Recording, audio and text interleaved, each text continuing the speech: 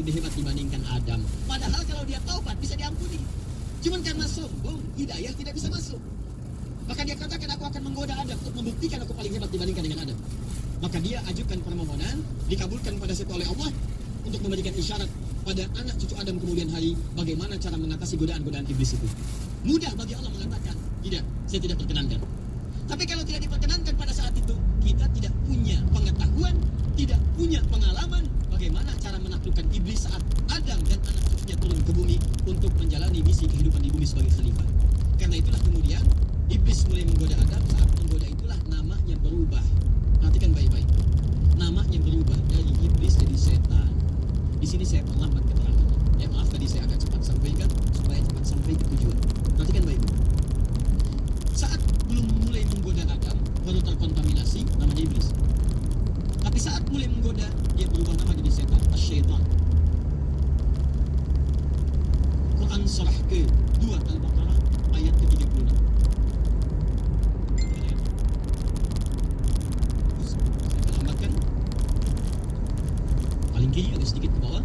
فَأَزَلَّهُمَا الشَّيْطَانُ عَنْهَا فَأَخْرَجَهُمَا مِمَّا كَانَا فِيهِ. Maka setan mulai menggelincirkan Adam. Kalau tergelincir itu jatuh ke atas ke bawah?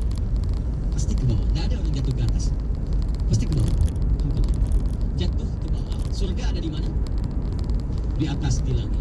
Baik, di bawah langit ada apa? Bumi. Ini bahasa kiasan. Tadi di balaghah namanya majas. Bahasa yang sangat indah. Terpeleset dari langit turun ke bumi. Ini bahasa kiasan. Maksudnya digodalah Adam itu dipelesetkan oleh Adam sehingga menjauh dari kita, dipelesetkan oleh setan sehingga menjauh dari ketaatan kepada Allah Subhanahu wa taala. Secara singkat, iblis mulai menggoda Adam. Ketika menggoda Adam itulah berubah nama dari iblis jadi setan. Apa itu setan? Dari kata syaitan. Kita akan masuk pada inti bahasa kita. Fokus ya. Kita mulai di sini. Saya mau menulis di sini. Mohon izin saya tanya dulu. Ini kelihatan? Jelas tidak, belum saya tulis ya. Kalau kelihatan bagus ya. Baik. Saya tulis dulu ya. Saya tulis dulu. Shin, Pa.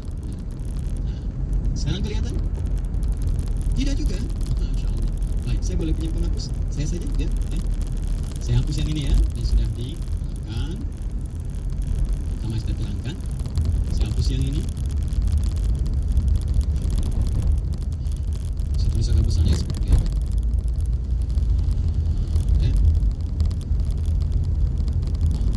Kelihatan juga dengan cara apa lagi saya mesti menulis syaitan. Kelihatan sekarang?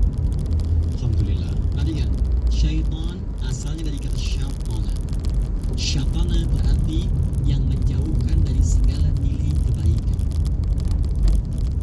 Yang menjauhkan, asal akar artinya ini, dari segala nilai kebaikan, segala kebaikan.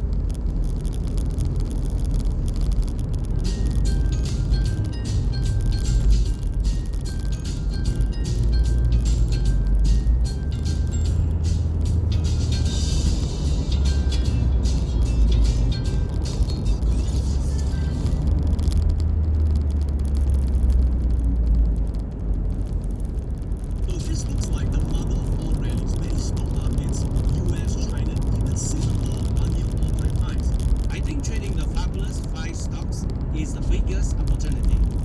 I have made over $1.2 million trading stocks like Meta, Microsoft, Amazon, Google, and Nvidia. Well, I think China Hong Kong stocks and digital tokens present the best growth opportunities because I saw venture patterns forming in the coin market, which means that they are poised for explosive growth in the coming months. While that may be true, but I prefer to use option strategies where I sell weekly options to collect premium, and I think that would have a better return. Well, I still think that China Hong Kong stocks and digital tokens represent a lot of multi-bagger opportunities, and the window is closing right now. So, Adam, what do you think? I prefer to just focus on investing in the top 1% of the highest quality stocks in the market because these stocks are the strongest and safest that I know can consistently build my wealth.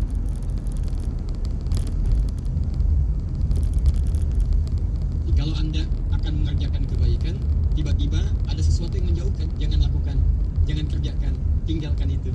Itu pekerjaannya saat membisiki Anda atau mengajak Anda menjauh disebut dengan syaitan.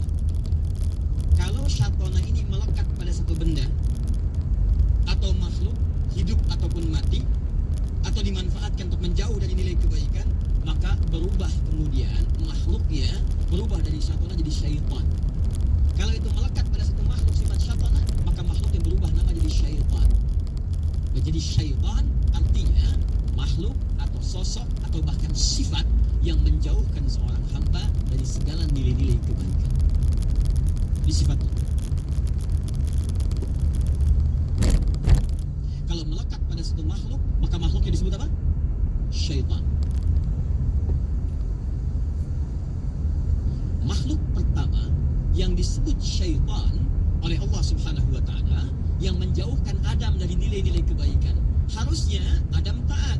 Harusnya yang dilakukan oleh Adam ini makan yang ini, makan yang itu. Nikmati ini, jauhi pohon ini, jauhi. Kata syaitan, dekati, dekati, dekati. Mendekati tidak baik, menjauhi itu baik. Dijauhkan dari kebaikan, didekatkan kepada larangan. Berlakulah kemudian hal yang tidak disukai oleh Allah Subhanahu wa taala. Mengerjakan yang tidak baik. Ketika mengerjakan yang tidak baik itu terpeleset Adam, bahasa Al-Qur'annya yang mempelesetkan setan. Kenapa disebut setan? Karena dia menjauhkan dari nilai-nilai kebaikan yang ditetapkan oleh Allah Subhanahu wa taala. Paham sampai sini? Saya ingin kita paham dulu teman-teman sekalian, Bapak dan Ibu. Jadi kesimpulannya, setiap ada yang menjauhkan dari kebaikan, maka namanya apa? Ingat baik-baik, ingat namanya apa? Ulangi namanya apa? Jadi ingat, fokus baik-baik. Kalau ada manusia yang menjauhkan dari kebaikan, maka sifatnya apa namanya? Apakah ada manusia yang disebut setan? Ada. Buka Quran surah ke-6 ayat 112. Quran surah ke-6 ayat 112. Fokus baik-baik. Al-An'am ayat 112, paling kiri sebelah atas. Awal juz yang ke-8.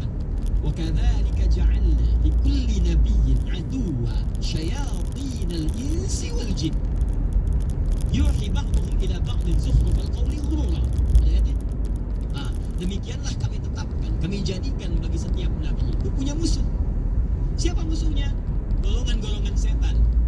Apa yang dimaksud setan? Tadi saya kembalikan, yang menjauhkan dari nilai-nilai kebaikan. Saya tanya pada Bapak dan Ibu, maaf ya, saya tanya dulu sebentar. Kalau Nabi ngajak pada kebaikan atau keburukan?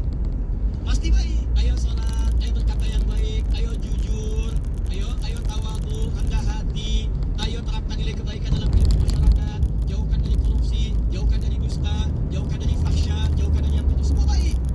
Cuma dia punya lawannya disebut dengan setan. Kenapa disebut setan? Karena saat Nabi mengajak pada yang baik, dia mengajak pada yang buruk. Gak benar itu, korupsi aja yuk korupsi. Gak benar itu, bohong aja yuk bohong. Gak benar itu, jorok aja yuk jorok. Ketika para Nabi mengajak pada kebaikan, maka lawannya mengajak kepada keburukan. Lawannya mengajak pada keburukan punya sifat yang melekat dengan nama yang sama, setan. Yang paling bahaya ketika disebutkan setannya disebut syayatinal insi wal jin. Setan dari kalangan manusia. Jadi sifat ini mengajak pada kejelekan ini bukan hanya melekat pada diri iblis yang asalnya jin, tapi juga bisa berpotensi melekat pada manusia. Jadi ada manusia wujudnya manusia, tapi membawa misi-misi setan, yaitu menjauhkan ketaatan dari Allah Subhanahu wa taala. Hati-hati.